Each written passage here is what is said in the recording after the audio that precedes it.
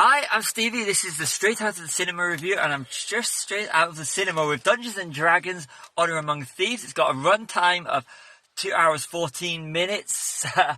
There's a mid-credit, no end credits, so after the mid-credits you can just go. It's directed by John Francis Daly and Jonathan Goldstein, and stars Chris Pine, Michelle Rodriguez, Justice Smith, Hugh Grant, and Reggie Jeans Page.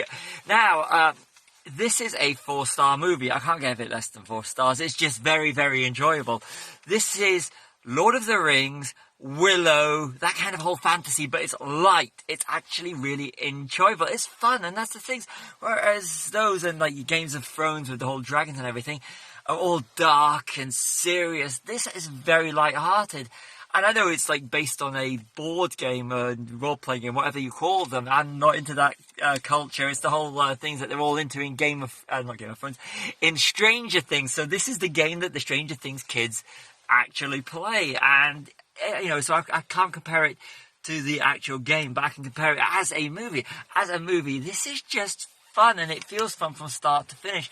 2 hours 14 minutes, it doesn't feel like it. This actually feels like a shorter run time because it's so enjoyable. But I gotta say, this is the key thing for this. This is a fun movie. This is the sort of thing you imagine nowadays to appear on one of the streaming services like Amazon or Netflix. But it's got a big screen release, which actually benefits from a big screen release. You can just sit in the dark, check your brain out for just over 2 hours and enjoy this movie, which, like I said, it is very enjoyable.